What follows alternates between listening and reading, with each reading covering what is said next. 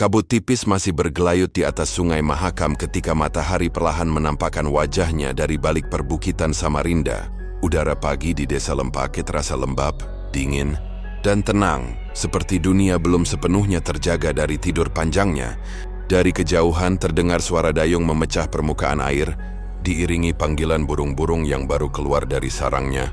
Di tepi sungai, perahu-perahu kayu terikat pada tiang bambu, bergoyang perlahan mengikuti arus. Rani berdiri di antara kabut itu. Gadis berusia 21 tahun itu memeluk lututnya, duduk di atas batu besar yang sebagian terendam air. Rambut hitamnya tergerai, ditiup angin lembut pagi. Wajahnya memantulkan cahaya jingga matahari, memperlihatkan tatapan yang tenang namun dalam. Ia menatap ke arah aliran Mahakam yang membentang luas. Seolah sedang membaca rahasia di permukaannya. Sungai ini seperti punya nyawa sendiri, katanya pelan. Seakan berbicara pada dirinya sendiri. Setiap pagi, Rani memang selalu menyempatkan diri datang ke sungai sebelum pergi ke pasar membantu ibunya. Bagi Rani, sungai bukan hanya tempat mengambil air atau tempat mencari ikan. Sungai adalah ruang untuk berpikir. Tempatnya berbicara dengan alam. Kadang ia membawa bunga Kamboja yang gugur dari halaman rumah dan menebarkannya di permukaan air, entah sebagai bentuk doa, entah sekadar kebiasaan yang tak bisa dijelaskan. Desa Lempake pagi itu tampak hidup. Anak-anak berlarian tanpa alas kaki di jalan tanah yang lembek oleh embun. Beberapa memegang layangan yang belum terbang. Para lelaki dewasa bersiap turun ke sungai memeriksa jaring dan menyiapkan umpan. Suara mesin diesel perahu kecil terdengar sesekali, memecah kesunyian. Sementara itu, dari arah dalam kampung, aroma nasi uduk dan gorengan menyeruak, menggoda siapapun yang lewat. Warung sederhana milik Bu Nur, Ibu Rani, menjadi pusat kehidupan pagi di desa itu. Atapnya dari seng tua, dindingnya dari papan, tapi selalu ramai. Di sanalah para nelayan minum kopi hitam sambil membicarakan hasil tangkapan. Sementara ibu-ibu datang membeli sarapan sebelum pasar buka. Rani biasanya datang membantu ibunya sekitar pukul 7, menyiapkan piring, melayani pelanggan, atau sekadar tersenyum sopan pada para bapak yang memuji masakannya. Namun pagi itu, langkah Rani sedikit lebih lambat dari biasanya. Ia berlama-lama di sungai, menikmati pantulan langit yang berubah dari biru muda menjadi keemasan. Ada sesuatu di wajahnya, semacam kegelisahan halus yang bahkan ia sendiri tak mengerti. Ia menarik napas panjang, lalu berdiri, menepuk debu di rok panjangnya. Sudah waktunya, gumamnya, dan berjalan menyusuri jalan setapak menuju warung ibunya. Di sepanjang jalan, warga yang dilewatinya menyapa dengan ramah. "Pagi nenduk Rani," seru Pak Darto, nelayan tua yang sedang memperbaiki jaring di bawah pohon mangga. "Pagi juga Pak Darto. Banyak ikan hari ini?" "Shalom Mahakam nggak ngambek, insya Allah banyak," jawabnya sambil tertawa kecil. Candaan semacam itu sudah biasa di Lempake. Warga percaya bahwa Sungai Mahakam bisa murka. Kadang arusnya tiba-tiba deras. Kadang muncul buaya besar yang menyerang tanpa peringatan. Tapi bagi mereka, sungai adalah bagian dari hidup. Bukan sesuatu yang bisa ditakuti terus-menerus. Sesampainya di warung, Bu Nur sudah sibuk menyiapkan piring-piring di meja panjang. "Loh, kok baru datang?" "Biasanya jam segini sudah bantuin ibu," tegurnya lembut. Rani tersenyum, menggulung lengan bajunya. "Tadi lihat pelangi di sungai, Bu, cantik banget." Kaki muncul dari air. Bu Nur menatap anaknya sebentar, lalu menghela napas. "Kamu itu, kalau sudah ke sungai suka lupa waktu. Jangan kelamaan di sana, Nduk. Ibu nggak enak kalau kamu sendirian di pinggir air." Rani mengangguk. Tapi dalam hati ia tahu, sungai itu bukan tempat berbahaya baginya. Setidaknya, begitu yang ia yakini sambil membantu ibunya. Rani berbincang dengan pelanggan, cerita pagi mengalir ringan. Tentang harga ikan yang naik. Tentang anak tetangga yang baru menikah. Tentang kabar listrik yang sering basam. Tidak ada yang istimewa. Tapi justru itulah keindahan hari-hari di Lempake, rutin, sederhana, dan penuh tawa kecil. Menjelang pukul 9, pasar mulai ramai. Rani berpamitan pada ibunya untuk mengantar beberapa bungkus nasi uduk ke pedagang sayur di tepi jalan utama. Ia menenteng keranjang rotan, berjalan pelan di antara kerumunan. Beberapa pria meliriknya, tapi Rani tidak menggubris. Ia sudah terbiasa jadi perhatian, bukan karena berdandan mencolok, melainkan karena pembawaannya yang tenang dan anggun. Di pasar, Rani bertemu Rio, lelaki yang dulu pernah dekat dengannya. Rambutnya acak-acakan. Wajahnya tampak lelah. "Kamu sibuk, Ran?" Tanyanya dengan nada datar. Rani sedikit terkejut, tapi tetap tersenyum sopan. "Iya, bantu ibu. Ada apa, yo?" "Enggak, cuma pengen ngobrol aja. Lama nggak ketemu." Tapi aku harus kerja. Mungkin lain kali ya, jawab Rani sambil berlalu. Wajah Rio mengeras, tatapan matanya mengikuti Rani sampai gadis itu menghilang di balik kerumunan. Siang menjelang, matahari Samarinda memanas. Rani pulang membawa beberapa bahan makanan. Ia kembali ke sungai sore itu, seperti biasa, duduk di batu yang sama, memandangi aliran air. Dari kejauhan, ia melihat sekumpulan anak kecil berenang di tepian.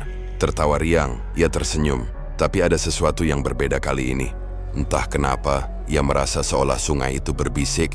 Angin bertiup pelan, membawa aroma lumpur dan daun basah. Seekor buaya kecil muncul di permukaan, hanya menampakkan matanya yang tajam. Rani terpaku sesaat tapi tidak lari. Ia menatap makhluk itu, lalu berkata pelan, "Aku nggak takut, kamu cuma penjaga sungai kan?" Buaya itu diam, lalu menghilang perlahan ke bawah air. Senja turun, langit berubah merah keemasan. Bayangan pepohonan jatuh panjang di permukaan air. Rani berdiri, menatap satu kali lagi ke arah sungai sebelum melangkah pulang. Tidak ada yang tahu. Tatapan itu adalah yang terakhir kali dilihat orang dari dirinya. Malam itu desa Lempake kembali hening. Hanya suara jangkrik dan aliran air Mahakam yang terdengar. Di rumah kayu sederhana di pinggir jalan, Bu Nur menyiapkan makan malam sambil menunggu anaknya pulang. Jam dinding menunjukkan pukul 8, tapi Rani belum juga datang. Mungkin mampir ke rumah temannya, pikir Bu Nur sambil menutup jendela. Namun di luar sana, di bawah sinar bulan pucat yang menari di atas sungai, air Mahakam tampak beriak pelan, seolah menyimpan sesuatu di kedalamannya.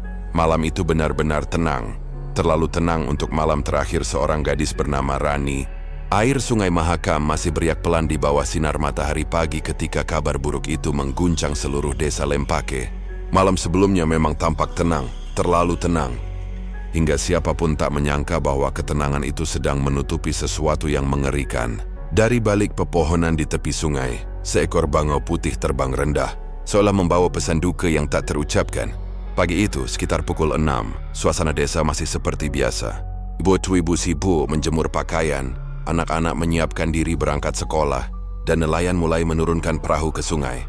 Di warung Bu Nur, aroma kopi hitam kembali mengisi udara. Tapi ada kegelisahan samar di wajah sang pemilik.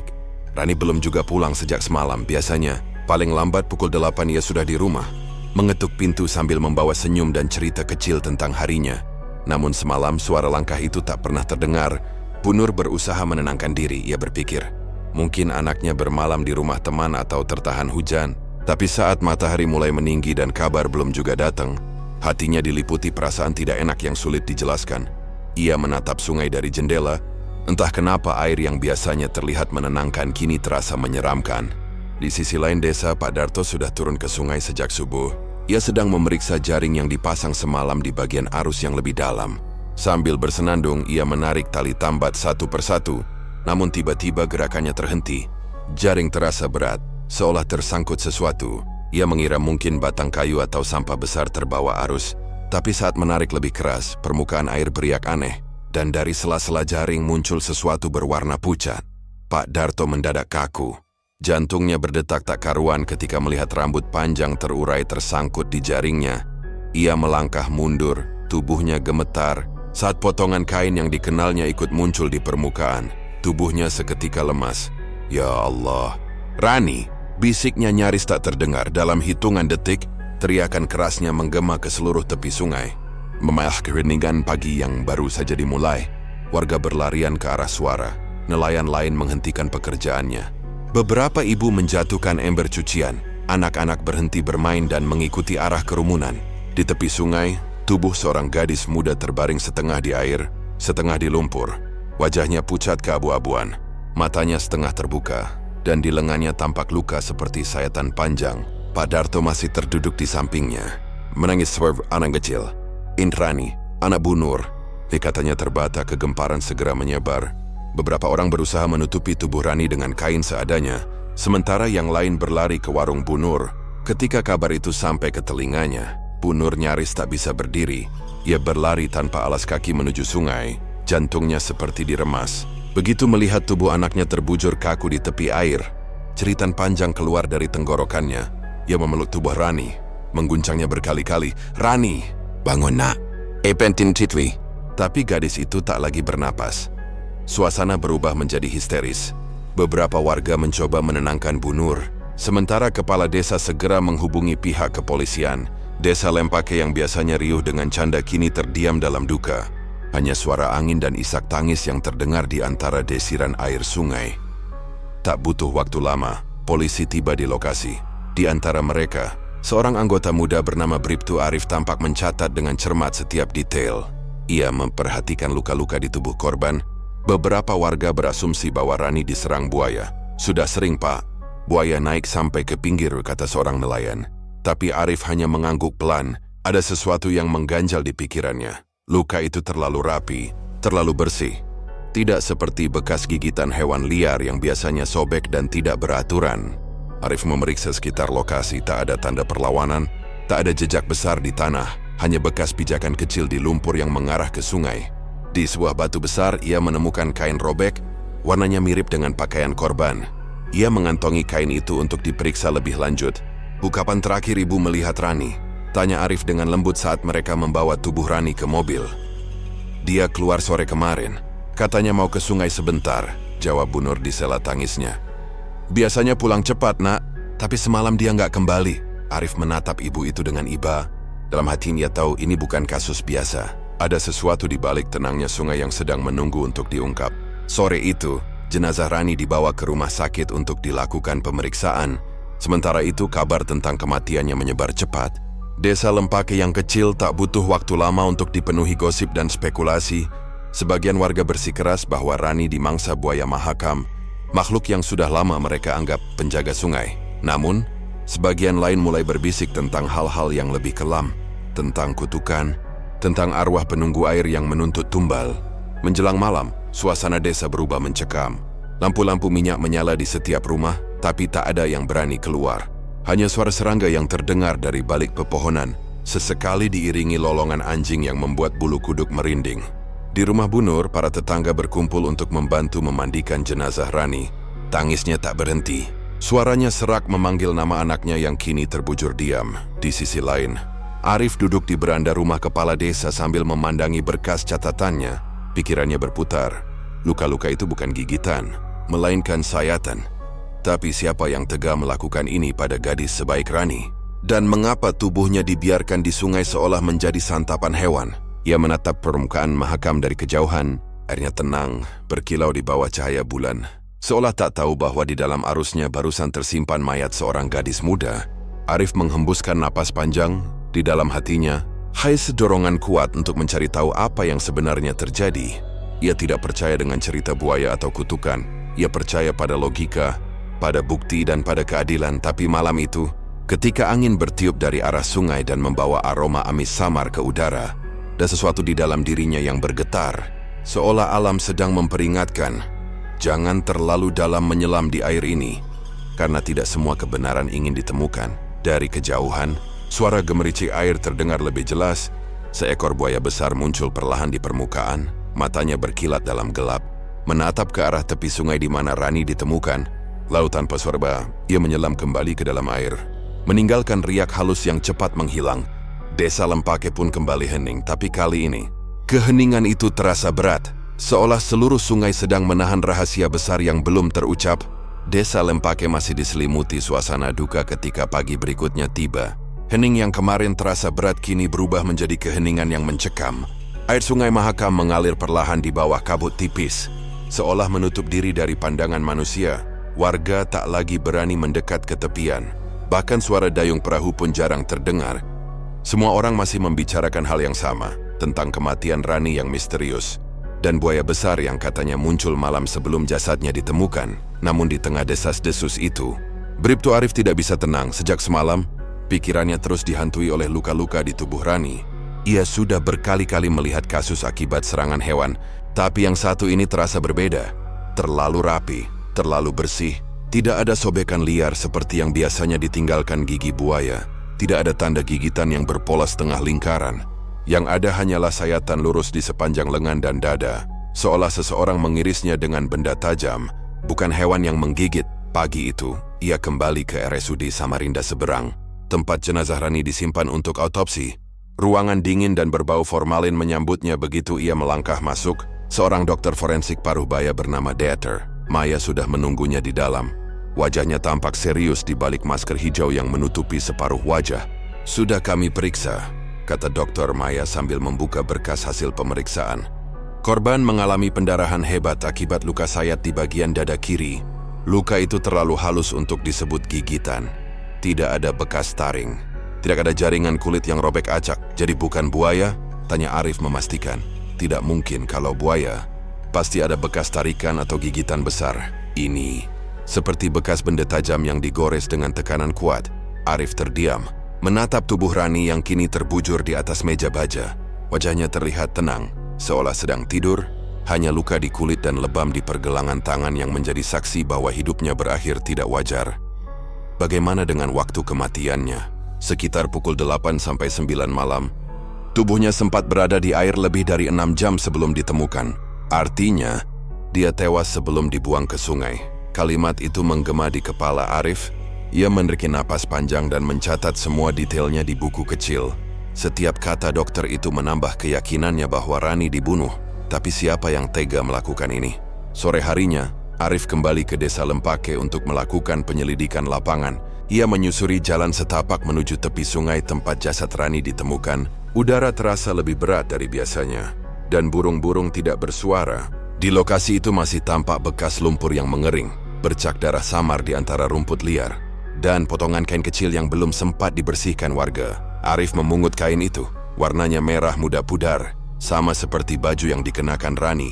Tapi di ujung kain itu, ada noda berwarna gelap, darah yang sudah mengering. Ia menatap ke arah sungai, membayangkan bagaimana tubuh Rani dibawa arus pelan sebelum tersangkut di jaring Pak Darto. "Pak Darto," panggil Arif ketika melihat nelayan tua itu sedang memperbaiki perahu di bawah pohon. "Boleh saya tanya beberapa hal?" "Boleh, Pak, tapi saya masih gemetar kalau ingat semalam," jawab Pak Darto dengan suara bergetar. "Apakah Bapak lihat sesuatu yang aneh sebelum menemukan tubuhnya?" Pak Darto menggeleng. "Cuma dengar suara kayak orang tercebur malam itu. Saya kira ikan besar. Tapi pas saya periksa pagi-pagi, malah dia yang muncul." "Apakah Bapak yakin itu bukan buaya?" Pak Darto menatapnya dengan mata sayu. "Saya sudah 50 tahun di sungai, Pak. Saya tahu beda antara gigitan buaya sama luka sayatan. Ini bukan buaya, ini kerjaan manusia." Jawaban itu membuat Arif terdiam lama. Ia menatap sungai yang berkilau di bawah matahari sore. Riaknya tenang, tapi di balik ketenangan itu ia bisa merasakan sesuatu yang lebih gelap, sesuatu yang mengawasi dari kedalaman.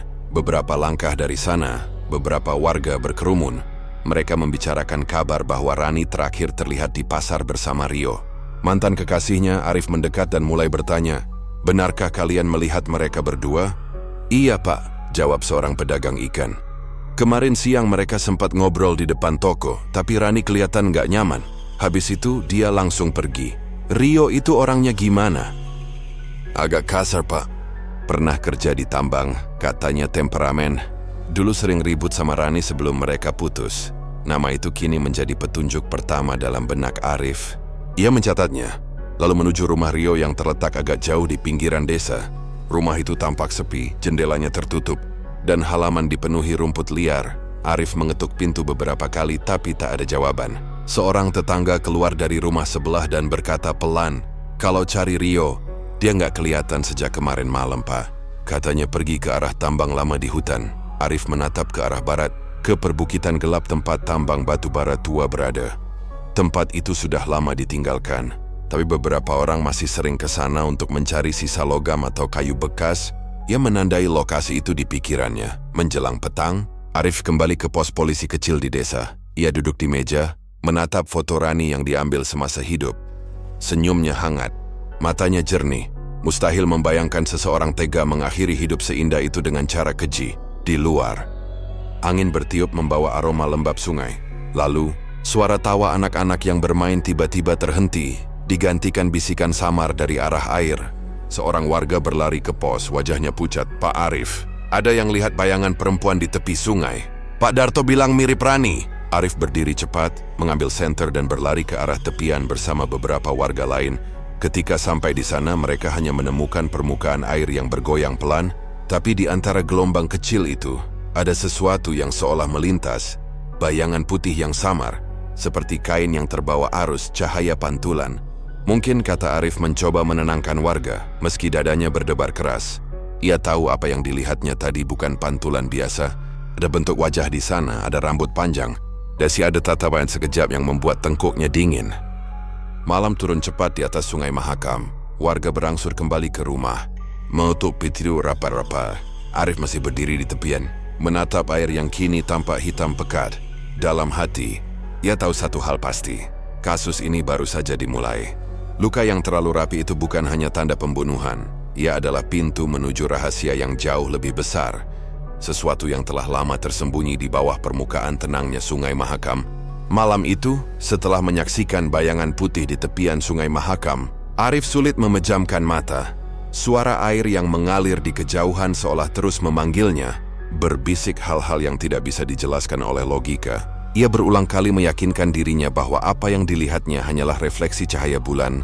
Tetapi setiap kali ia mengingat tatapan samar di permukaan sungai itu, bulu kuduknya meremang. Ia tahu, di balik ketenangan malam, ada sesuatu yang sedang memperhatikan pagi berikutnya. Arif memutuskan untuk melanjutkan penyelidikannya ke tambang batu bara lama, yang disebut-sebut sebagai tempat terakhir Rio terlihat. Udara di sana lebih dingin dari biasanya. Kabut tipis menggantung di antara pepohonan tinggi, menutupi jalan tanah yang jarang dilewati orang. Ia membawa serta seorang petugas lokal bernama Bima, yang sejak awal terlihat enggan, Pak. Tambang itu sudah ditutup hampir 10 tahun, kata Bima sambil menyalakan rokoknya. Katanya banyak yang hilang di sana. Orang-orang kampung nggak berani lewat malam. Arif menoleh sekilas. Kita nggak datang buat cerita hantu, kita cari orang. Bima hanya mengangguk, meski dari cara tangannya menggenggam senter. Arif tahu rasa takutnya bukan main. Jalan menuju tambang semakin sempit. Tanaman liar menjalar menutupi jalur, dan di beberapa bagian tanah tampak retak seperti bekas longsor.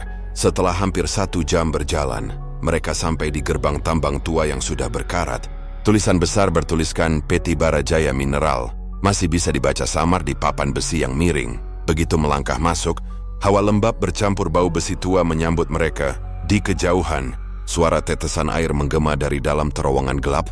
Arif menyalakan senter dan mulai memeriksa area sekitar. Ada bekas jejak sepatu di tanah berlumpur.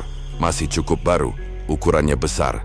Mungkin milik laki-laki dewasa. Ia jongkok menyentuh lumpur itu, lalu mengangguk pada Bima. Ini baru beberapa hari. Bisa jadi jejak Rio. Mereka mengikuti jejak itu ke arah dalam tambang. Suara langkah kaki bergema panjang di antara dinding batu hitam. Di beberapa titik, ada bekas api unggun kecil dan sisa bungkus makanan instan. Tanda bahwa seseorang memang pernah berdiam di sana. Tapi semakin dalam mereka masuk, udara terasa semakin berat dan dingin. Pak, dengar itu, bisik Bima tiba-tiba. Arif menghentikan langkah. Dari arah terowongan terdengar suara samar, seperti gesekan logam di batu. Kring, kring. Suaranya pelan, tapi berirama. Arif menyorotkan senter ke depan. Namun yang terlihat hanya kabut tipis di ujung lorong. Mungkin angin, katanya datar. Walau nada suaranya goyah, mereka melangkah lebih jauh di dinding batu. Arif menemukan sesuatu yang membuatnya terhenti. Ada bekas goresan menyerupai tulisan. Ia mendekat dan membaca perlahan. Dia memanggil dari air. Tulisan itu tergores dengan benda tajam, entah pisau atau paku. Tepat di bawahnya, ada noda merah kecoklatan seperti darah yang mengering. Bima langsung mundur beberapa langkah. Pak, ini nggak beres, ayo balik. Tunggu dulu. Arif menyorotkan senter ke arah lantai. Ada sesuatu di sana. Potongan kain merah muda, basah, penuh lumpur. Warna dan motifnya sama persis seperti kain yang ditemukan di tepi sungai. Milik Rani, dia sempat kesini, gumam Arif Hamai, atau dibawa ke sini. Mereka terus maju hingga mencapai ruangan besar bekas penyimpanan alat. Di sudutnya, ada kursi tua terbalik dan beberapa botol minuman keras kosong. Tapi yang paling menarik perhatian adalah bekas darah di lantai yang masih segar. Arif berjongkok dan memeriksanya. Masih baru. Mungkin belum lebih dari 2 hari. Tiba-tiba, suara langkah cepat terdengar dari arah belakang. Arif dan Bima berbalik, namun tak ada siapapun di sana. Hanya suara gemericik air dari pipa bocor di dinding.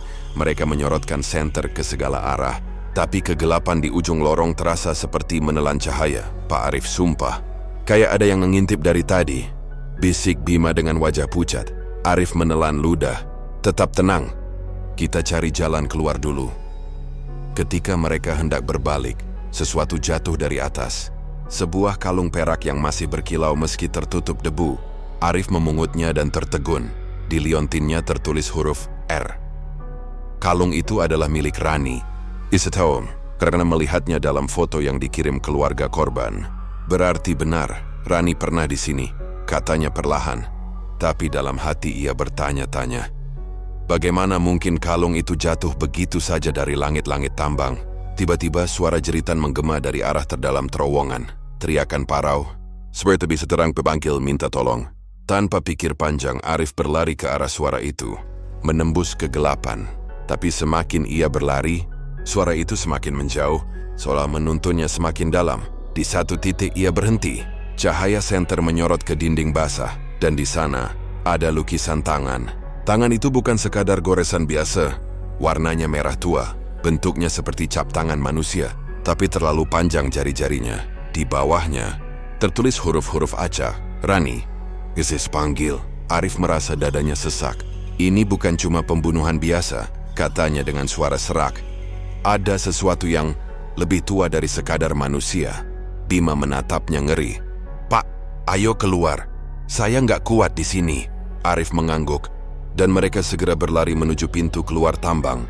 Namun sebelum mereka mencapai mulut terowongan, suara lain terdengar. Pelan, lirih, tapi jelas. Suara perempuan menyanyikan lagu daerah lama Kalimantan. Suara itu bergema lembut, seperti berasal dari dalam batu. Bima terjatuh ketakutan. Sementara Arif berdiri kaku. Lagu itu terasa akrab. Ia pernah mendengarnya dulu, dari Rani sendiri. Ketika gadis itu menyanyi di acara desa, lagu tentang sungai dan roh penjaganya. Tapi bagaimana mungkin suara itu terdengar di tempat seperti ini? Begitu mereka akhirnya keluar dari tambang, matahari sudah condong ke barat. Arif berdiri lama di depan gerbang berkarat itu, menatap kembali ke kegelapan di dalam. Bima, katanya pelan. Jangan bilang ke siapapun tentang apa yang kita lihat hari ini. Belum saatnya. Baik, Pak. Tapi saya sumpah, itu bukan manusia. Dalam perjalanan pulang, Arif menggenggam kalung Rani erat-erat. Di benaknya muncul banyak pertanyaan. Kalau benar Rani dibawa ke tambang itu, siapa yang melakukannya? Dan kenapa ada suara perempuan di dalam sana? Ketika malam tiba, dan Arif menatap kembali Sungai Mahakam dari jendela rumah dinasnya, ia melihat sesuatu di permukaan air. Bayangan perempuan berambut panjang berdiri diam, menatap ke arahnya dari seberang sungai. Arif menutup matanya sejenak, mencoba menepis halusinasi. Tapi ketika ia membuka mata lagi, bayangan itu sudah menghilang, menyisakan riak air yang bergerak pelan. Namun di dalam hatinya, Arif tahu bayangan itu bukan halusinasi. Ia adalah peringatan. Sesuatu sedang bangkit dari kedalaman. Dan semuanya berawal dari tambang tua itu. Bayangan perempuan berambut panjang di tepi Sungai Mahakam terus membayangi pikiran Arif. Ia yakin apa yang dilihatnya malam itu bukan halusinasi. Tatapan kosong dari sosok itu terasa begitu nyata, seolah sedang memanggil namanya dari seberang air. Malam semakin larut, tapi Arif tak bisa tidur.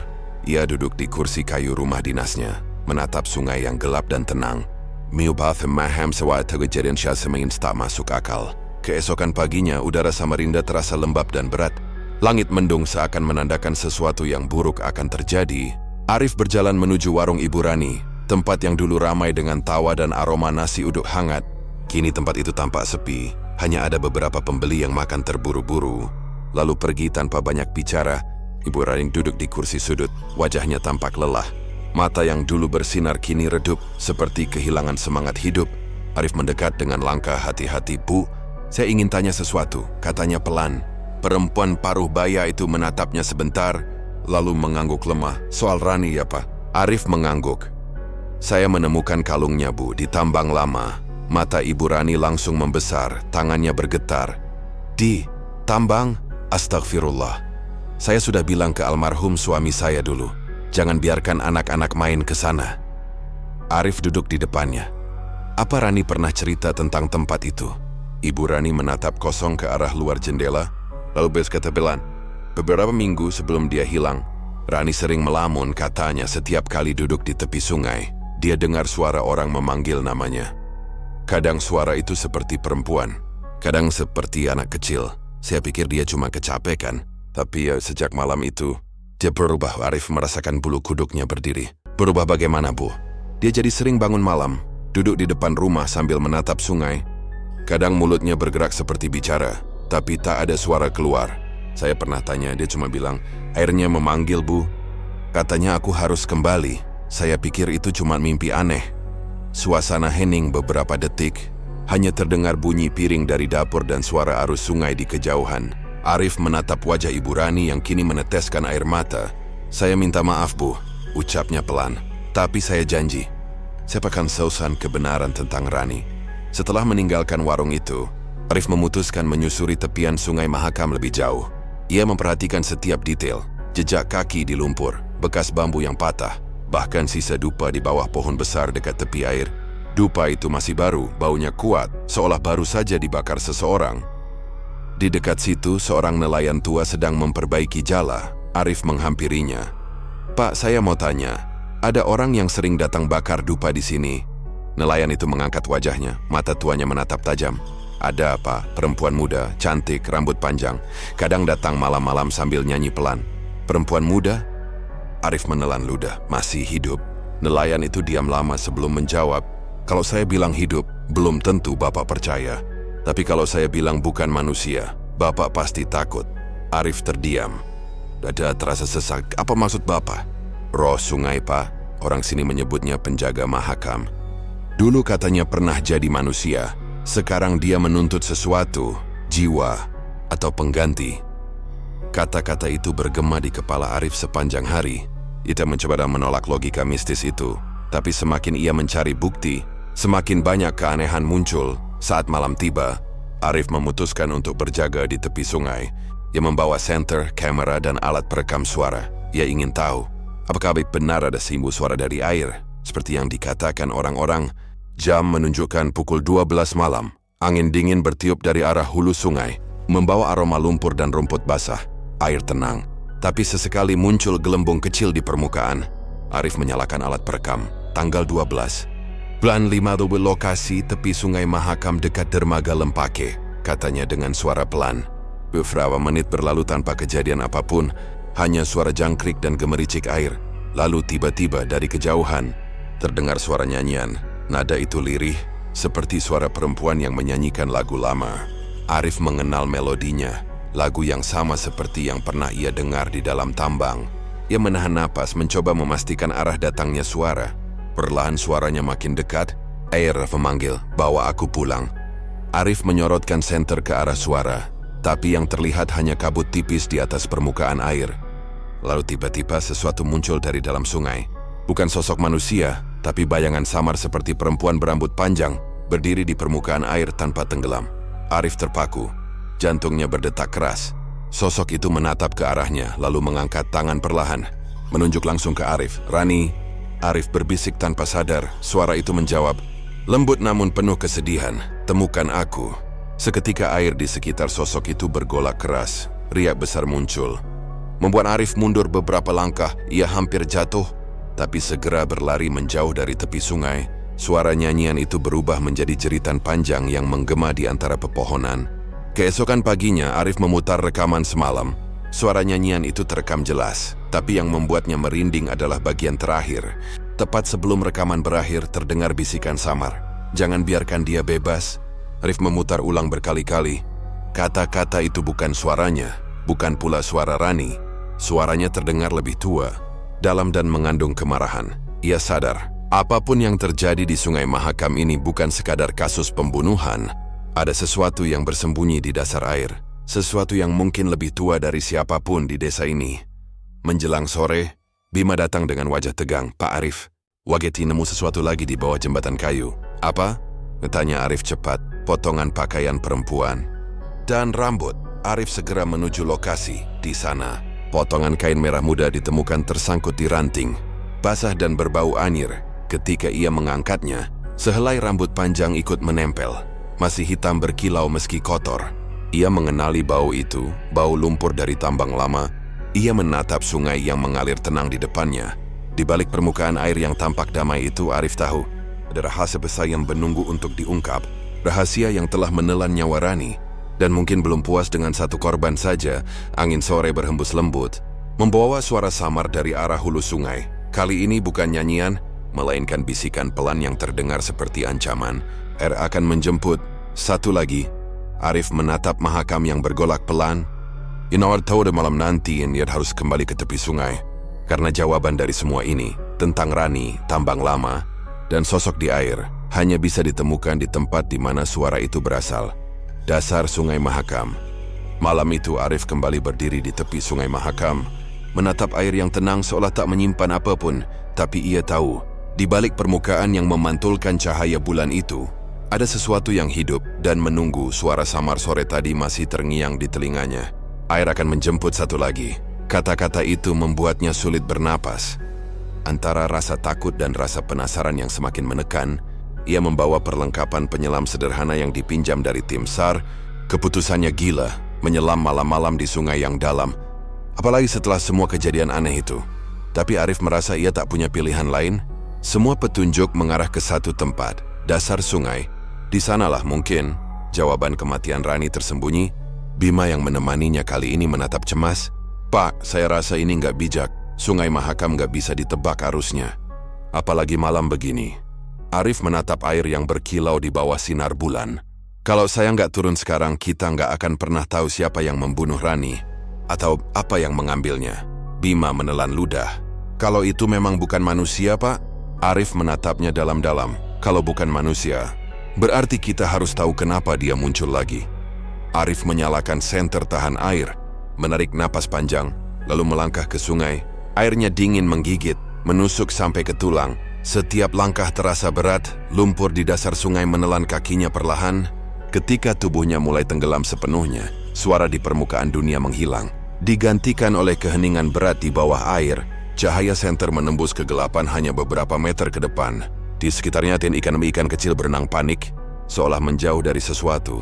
Arif terus turun, melewati batang pohon tumbang dan bebatuan besar. Semakin dalam, semakin dingin airnya. Dan tekanan membuat telinganya berdengung. Tiba-tiba, ia melihat sesuatu di dasar lumpur. Sebuah kain merah muda yang tersangkut di akar kayu. Arif mendekat perlahan, mengulurkan tangan untuk mengambilnya. Begitu disentuh, lumpur di sekitarnya bergolak. Dan kain itu seolah tertarik ke bawah oleh sesuatu yang tak terlihat. Arif menarik dengan sekuat tenaga, hingga akhirnya berhasil. Tapi bersamaan dengan itu, sesuatu menyentuh bahunya dingin dan licin. Seperti tangan manusia, ia menoleh cepat di belakangnya. Samar-samar tampak wajah seorang perempuan. Rambutnya terurai panjang, matanya terbuka lebar dalam kegelapan. Arif hampir menjerit di dalam air, tapi refleks mendorongnya ke atas secepat mungkin. Ia muncul ke permukaan dengan napas tersengal, wajahnya pucat. Bima langsung menolongnya naik ke tepian. Pak, apa yang terjadi? Arif terdiam lama, menatap sungai yang kembali tenang. Dia ada di bawah sana, katanya lirih. Rani, mereka duduk di tepian, diam beberapa menit. Arif menatap kain yang masih digenggamnya. Kain itu sama dengan yang ditemukan di tambang lama, tapi kini basah oleh air sungai dan menebarkan bau anyir yang menusuk. Di ujungnya terdapat sobekan seperti bekas cakaran. Bima akhirnya bersuara pelan, Pak, ini nggak bisa dibiarkan. Saya rasa kita harus minta bantuan orang kampung. Ada dukun tua di Lempake yang sering bantu warga kalau ada hal-hal aneh. Arif menatapnya tajam. Kau pikir ini soal roh? Kalau bukan, kenapa sejak Rani meninggal sungai ini jadi aneh? Ikan-ikan mati, arus sering berubah, dan orang-orang dengar nyanyian tengah malam. Dulu, almarhum kakek saya bilang, ada roh penjaga sungai. Kalau dia marah, dia akan minta korban. Arif tidak langsung menjawab. Kata-kata Bima membuatnya gelisah. Karena terlalu banyak kebetulan yang mulai membentuk pola, ia akhirnya mengangguk. Baik, bawa aku ke orang itu. Malam berikutnya mereka menemui Maina, perempuan tua yang dikenal sebagai penjaga adat dan perantara roh di desa Lempake. Rumahnya kecil, di tepi hutan bambu, dengan aroma dupa yang tebal memenuhi udara. Begitu Arif masuk, Maina sudah menatapnya tajam. Seolah tahu alasan kedatangannya. Orang kota, katanya pelan. Kau bawa sesuatu dari air. Arif tertegun. Dari mana ibu tahu? Maina tersenyum samar, menatap kain di tangan Arif. Itu bukan kain biasa, itu penanda. Si pemiliknya belum tenang. Rani? Maina mengangguk. Anak itu dipanggil oleh sesuatu yang lama, penunggu sungai yang dulu dikurung dalam tambang. Tapi tambang itu dibuka lagi. Dan penunggunya bangun. Arif merasakan tengkuknya dingin. Maksud sibus tambang damar sungai ini terhubung? Arus air bawah tanah mengalir dari Mahakam ke tambang lama. Dahulu ketika tambang itu dibuka tanpa izin, Banyak pekerja jatuh sakit. Mereka melihat bayangan perempuan di air, tapi tak ada yang berani bicara. Hingga suatu hari, seorang gadis, leluhur Rani, ditenggelamkan ke sungai sebagai tumbal agar tambang tak runtuh. Sejak itu sungai dan tambang punya ikatan. Si penjaga air tidak suka terusik. Arif menatap lantai tanah rumah itu. Semua penjelasan Ma'inah terdengar seperti legenda. Tapi entah kenapa, ada sesuatu di dalam dirinya yang percaya. Semua hal yang ia alami seolah mengarah ke satu hal. Roh penjaga sungai benar-benar ada. Ma'inah lalu menatapnya dengan mata redup. Anak itu dipanggil karena garis darahnya.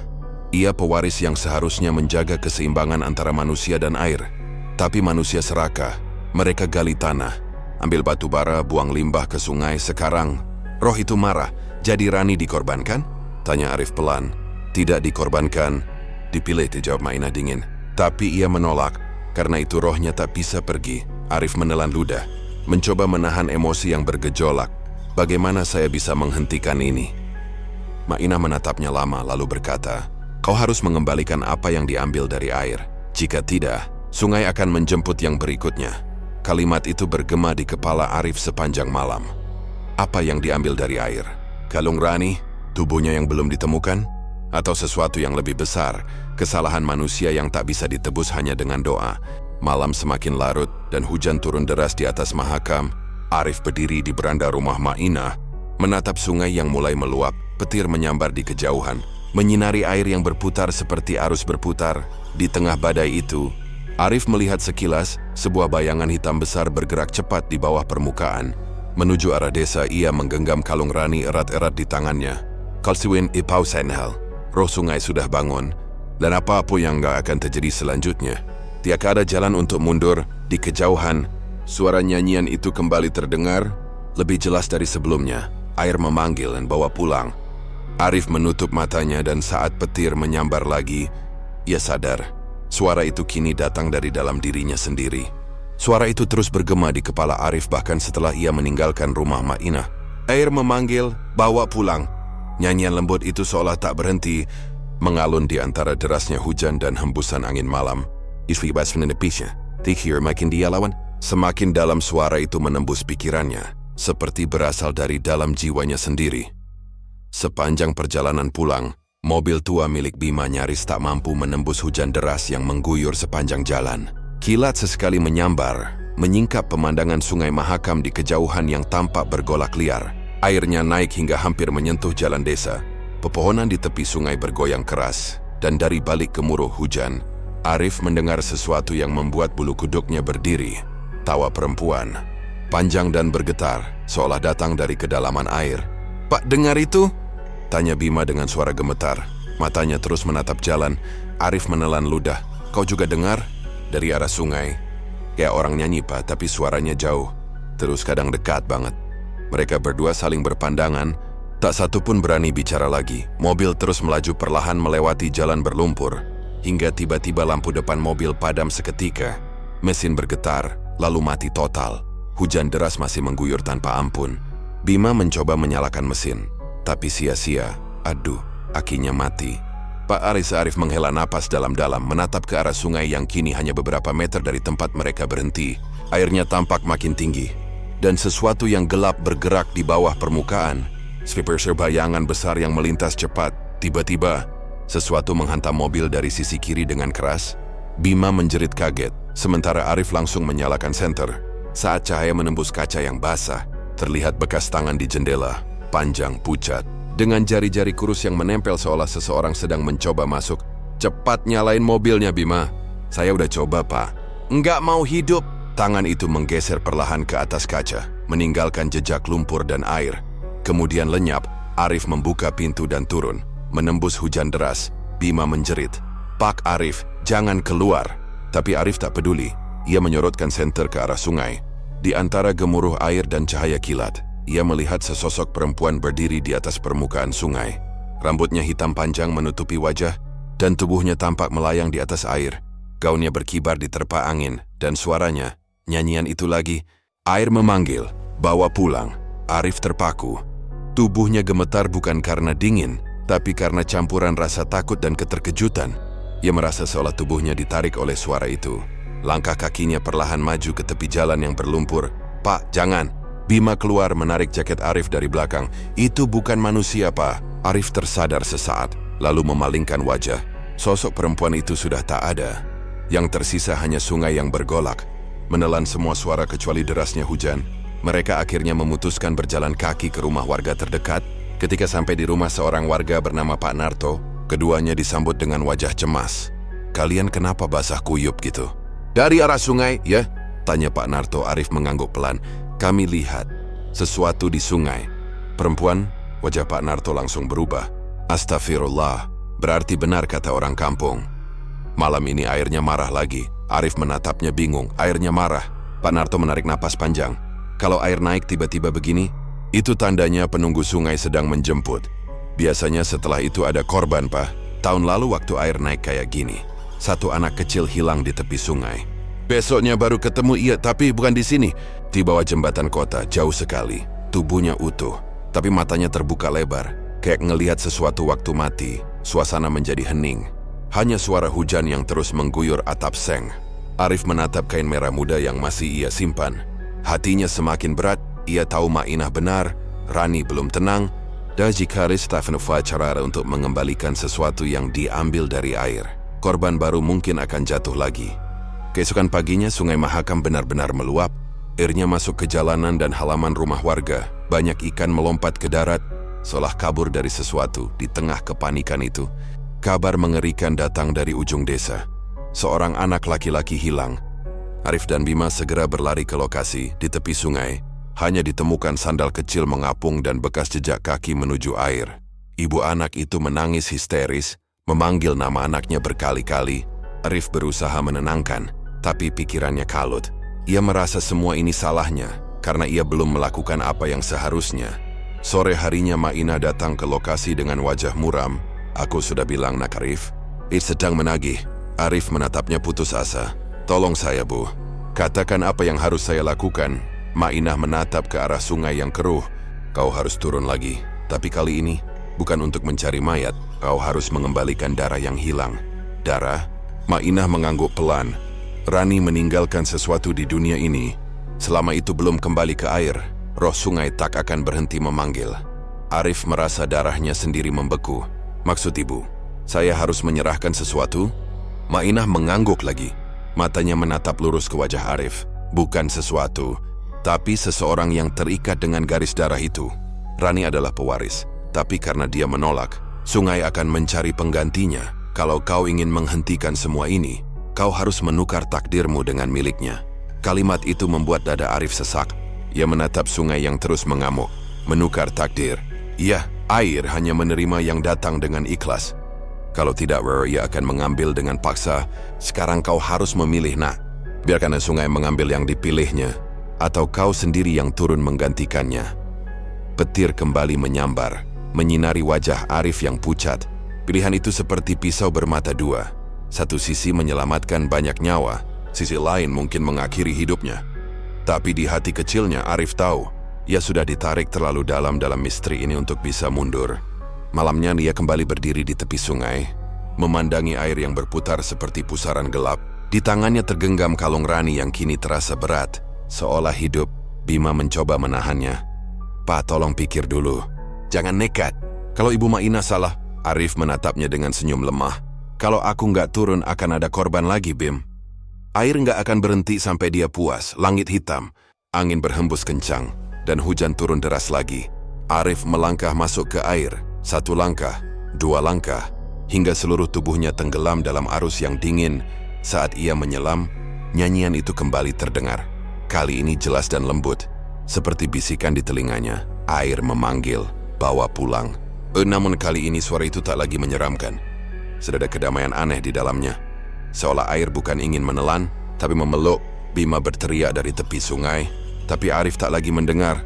Dunia di atas lenyap, berganti dengan keheningan dan cahaya kebiruan di kedalaman. Di sana, di antara bayangan arus, Rani berdiri tersenyum dengan mata teduh, tangan halusnya terulur. "Terima kasih, Pak Arif," katanya pelan. "Sekarang aku bisa pulang." Arif menyentuh tangannya, dan seketika semua menjadi terang. Air di sungai berhenti bergolak, hujan reda perlahan di permukaan, Hanya Bima yang tersisa, berteriak memanggil nama Arif, sementara Sungai Mahakam kembali tenang, seolah tak pernah terjadi apa-apa. Sungai Mahakam kembali tenang seolah tak pernah menelan siapapun. Hujan berhenti, langit cerah perlahan, dan kabut pagi menutupi permukaannya yang berkilau. Tapi di antara ketenangan itu, Bima berdiri kaku di tepi sungai, tubuhnya gemetar, masih meracuni nama Arif berulang kali, berharap sosok seniornya itu muncul dari air. Namun yang ia dapat hanyalah gema lembut dari angin pagi, tidak ada riak, tidak ada tanda kehidupan. Seakan air benar-benar menelan Arif untuk selamanya. Langkah kaki warga mulai berdatangan ke tepi sungai. Mereka mendengar jeritan Bima dan bergegas keluar rumah. "Bima, ada apa?" teriak Pak Narto. Bima menoleh dengan mata merah. "Pak Arif." Dia masuk ke air sungai. Sungai bawa dia pergi. Warga saling pandang dengan wajah ngeri. Termetahu misal seting terang yang diambil sungai bukan hal baru di Lempake. Tapi kali ini berbeda. Ini bukan orang sembarangan. Arif, penyelidik yang datang untuk mengungkap misteri kematian Rani. Sekarang menjadi bagian dari misteri itu sendiri. Pencarian dilakukan sepanjang pagi. Beberapa warga menurunkan perahu, menelusuri setiap sudut sungai. Namun tak ada apapun selain arus yang mengalir lambat. Bahkan alat selam sederhana yang dibawa oleh petugas dari kota tidak menemukan hasil. Arif seakan lenyap begitu saja, tanpa jejak, tanpa riak terakhir. Bima duduk di batu besar dekat tepi sungai, memandangi air dengan pandangan kosong. Dalam hatinya ia merasa bersalah. "Aku harusnya nyegah dia. Aku harusnya ikut turun." Gumamnya pelan, tapi kata-katanya hilang di telan angin. Mainah datang membawa dupa dan bunga melati. "Jangan menangis lagi, nak," katanya dengan suara bergetar. Arif sudah memenuhi panggilan air. Dia bukan hilang. Dia dibawa pulang. Dibawa pulang? Bima menatap perempuan tua itu dengan mata sembab. "Maksud ibu apa?" Mainah menatap sungai yang kini berkilau diterpa cahaya matahari. Rani dulu menolak takdirnya, tapi Arif menggantikan dia. Air selalu menuntut keseimbangan kini. Arus sudah tenang lagi. Tak akan ada yang diambil untuk sementara waktu. Bima mengepalkan tangan. "Jadi semua ini cuma semacam tumbal?" Mainah tersenyum pahit. "Kau bisa menyebutnya begitu. Tapi sungai bukan kejam, nah. Ia cuma menuntut apa yang diambil darinya." Suasana hening kembali menyelimuti desa. Warga yang tadinya berkumpul satu persatu pergi meninggalkan tepi sungai. Hanya Bima yang masih duduk, menatap permukaan air dengan mata kosong. Dalam pikirannya, kenangan tentang Arif berkelebat, senyumnya, ketegasannya, dan keyakinannya untuk mencari kebenaran. Namun ketika sore menjelang, sesuatu terjadi. Arus sungai tiba-tiba bergolak pelan. Dari tengah pusaran air, muncul sebuah benda kecil yang perlahan mengapung ke arah tepi. Bima segera berdiri dan mendekat. Ia terkejut saat melihat benda itu. Kalung perak milik Rani, yang sempat disimpan Arif di saku jaketnya. Bima mengambilnya dengan tangan gemetar. Kalung itu masih dingin tapi tidak rusak. Di bagian liontin, ada ukiran halus berbentuk gelombang air. Dan di baliknya tertulis huruf kecil. Mahakam tak pernah lupa. Air di sekitarnya beriak lembut, seperti menyapa. Bima menatapnya dengan mata berkaca. "Pak Arif, apa ini tanda dari Bapak?" Gumamnya. Tidak ada jawaban, hanya desir angin yang lembut. Tapi entah mengapa, ia merasa tenang. Malamnya Bima bermimpi. Ia berada di tepi sungai yang sama. Hanya saja airnya tampak berkilau biru muda, tenang dan jernih. Di seberang, ia melihat dua sosok berdiri berdampingan, Rani dan Arif. Mereka tersenyum padanya. Kemudian Rani berkata dengan suara lembut, "Terima kasih sudah membiarkan kami pulang."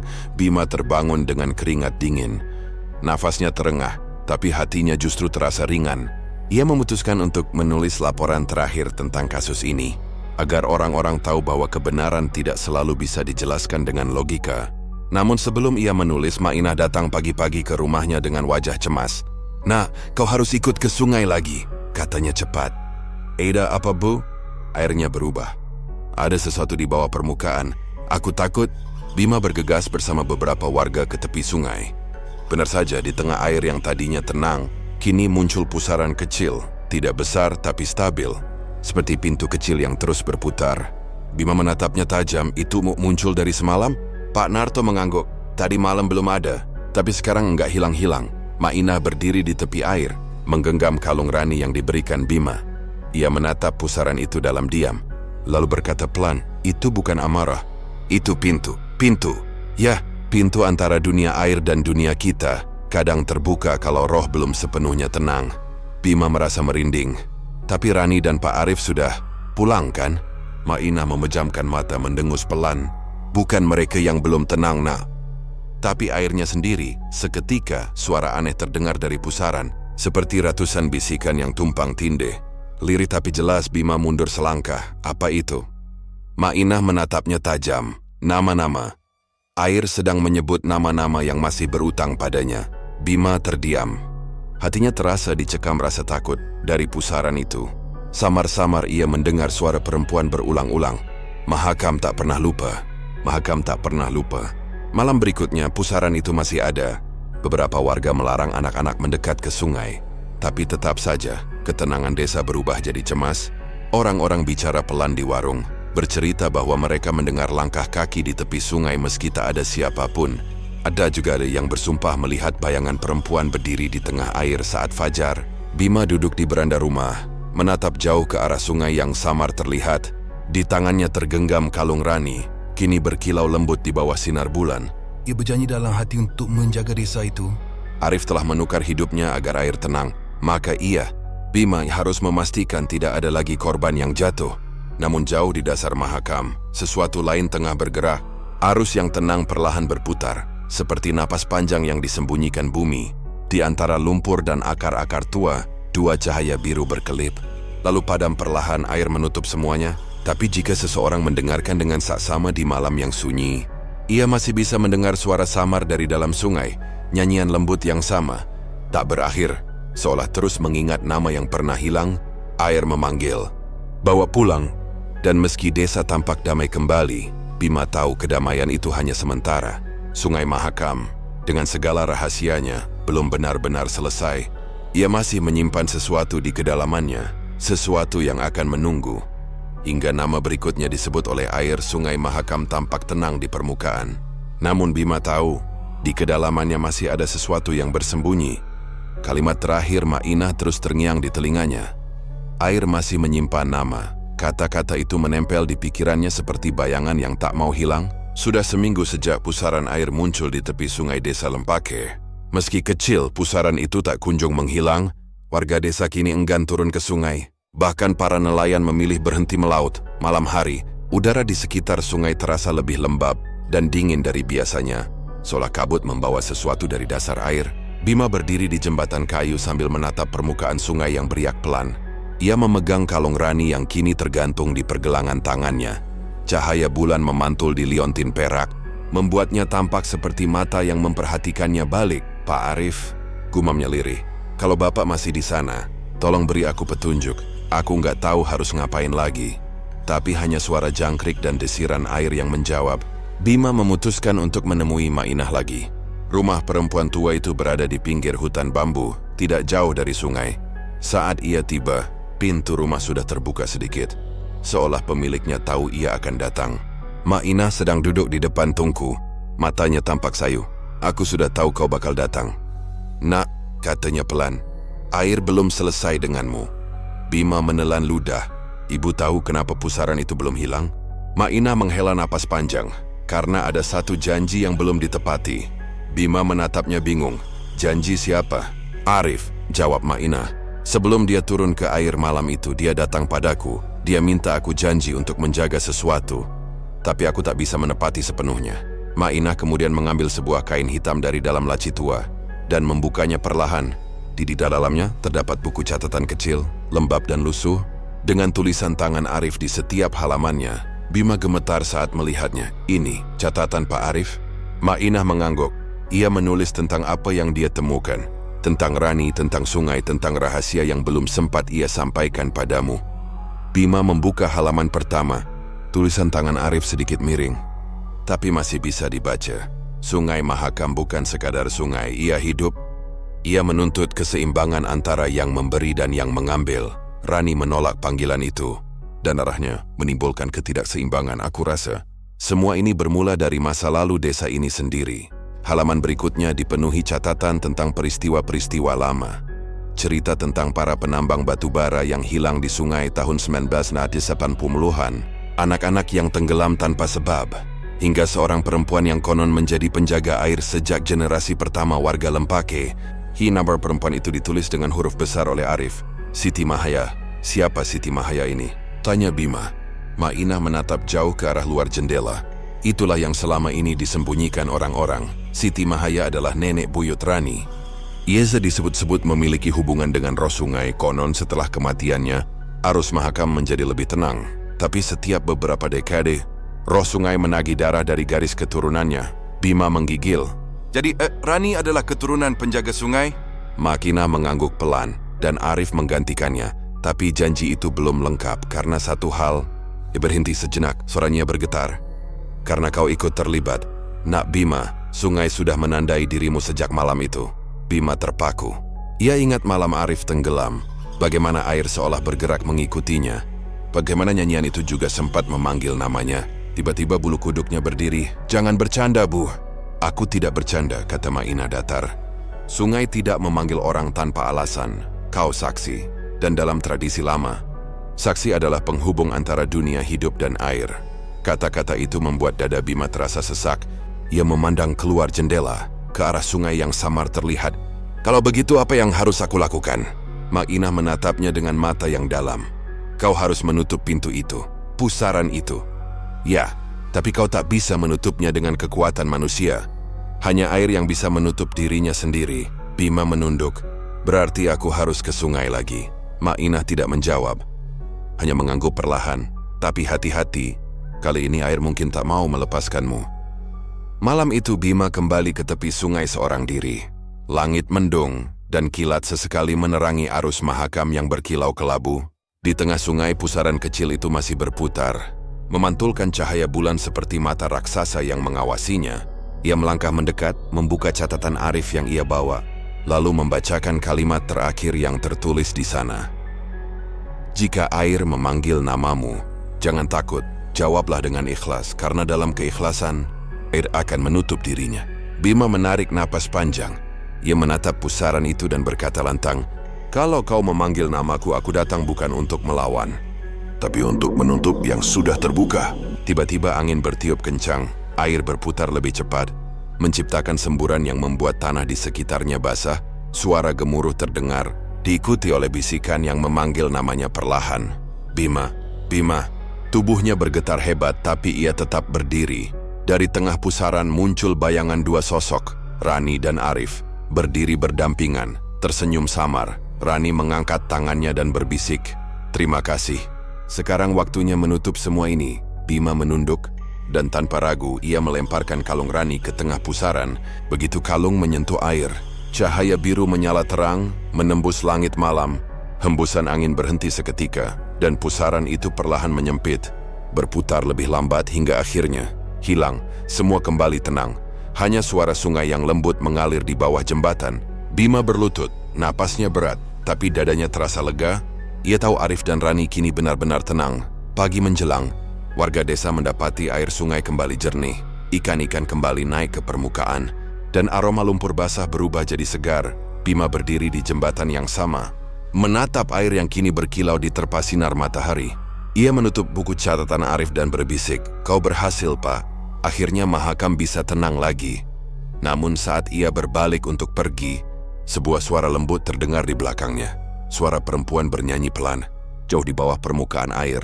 Air memanggil, bawa pulang. Bima berhenti sejenak, tersenyum kecil tanpa menoleh.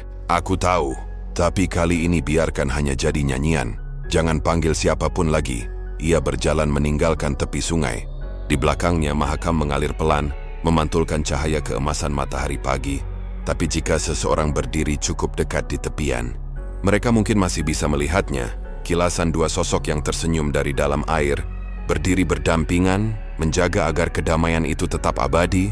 Sungai Mahakam tetap menjadi nadi kehidupan bagi desa Lempake. Namun kini, tak ada satupun warga yang berani berbicara lantang tentang malam ketika air memanggil nama. Karena mereka tahu, sungai itu hidup, dan di dalam ketenangannya, ia dah menyimpan nama-nama mereka yang tak pernah benar-benar pergi.